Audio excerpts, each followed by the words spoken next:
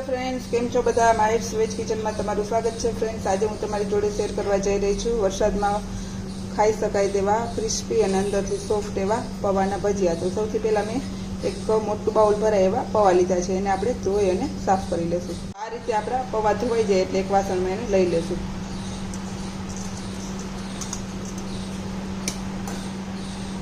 હવે એમાં આપણે 2 ચમચી જેટલો ચણાનો લોટ એડ કરશું.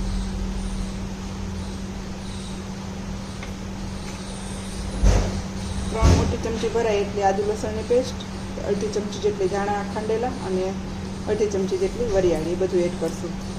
હવે થોડો આમચૂર પાવડર એડ કરશું ખટાશ માટે. કરેલી ડુંગળી એડ કરી દઈશું.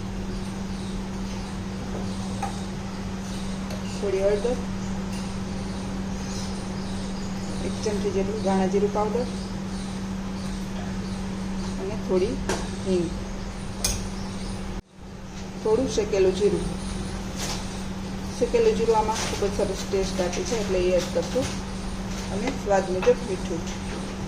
ડુંગળીનું સહેજ સ્વીટનેસ હોય છે એટલે થોડું મીઠું આપણે વધારે એડ કરવાનું છે, જેથી ખટાશ અને ગળાશ બે બેલેન્સમાં રહે.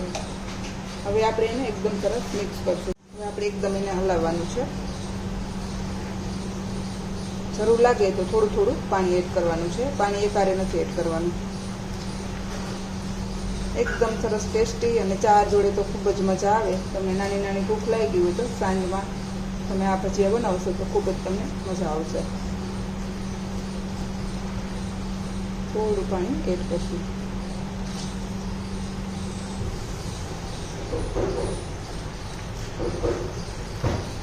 તો આ રીતે આપણે એકદમ સરસ એને ડો તૈયાર કરી લેશું. પૌવા છે એકદમ સરસ આમ મેશ થઈ જવા જોઈએ એ રીતે આપણે એને લોટને તૈયાર કરવાનું છે. પછી થોડું પાણી એડ કરશું.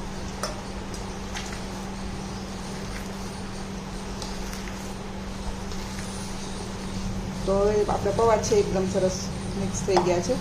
તમે જોઈ શકો છો આપણે એક લોટ બાંધતા હોય એવું રેડી થઈ ગયું છે. તો હવે આપણું બેટર રેડી છે.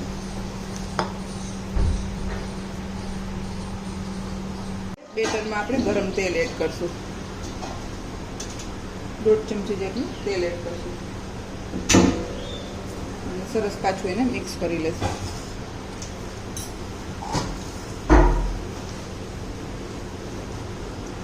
અને હવે મેં તેલ ગરમ મૂકી દીધું છે. હવે આપણે એના ભજીયા બનાવીશું.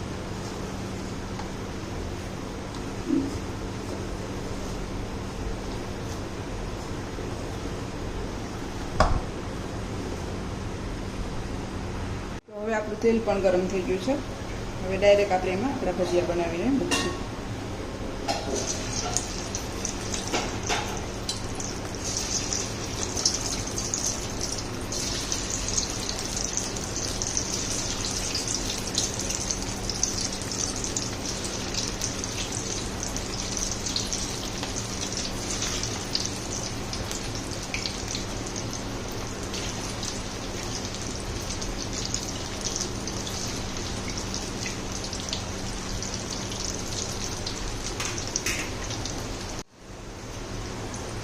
તો આ રીતે આપણે ભજીયાને સરસ એવા ગોલ્ડન તળી લેવાના છે.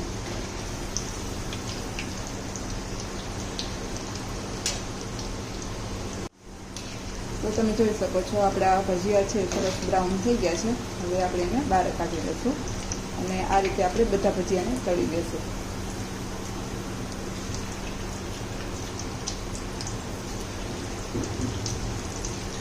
ફ્રેન્ડ્સ, તૈયાર છે મારા અંદરથી સોફ્ટ અને બહારથી એકદમ ક્રિસ્પી એવા પૌવાના ભજીયા. આ ચોમાસામાં આ રેસીપી બનાવવાની તમે ચોક્કસથી ટ્રાય કરજો. અને જો મારી રેસીપી પસંદ આવે તો લાઈક કરજો, શેર કરજો અને સબસ્ક્રાઈબ કરવાનું ભૂલતા નહીં. Thank you. બાય.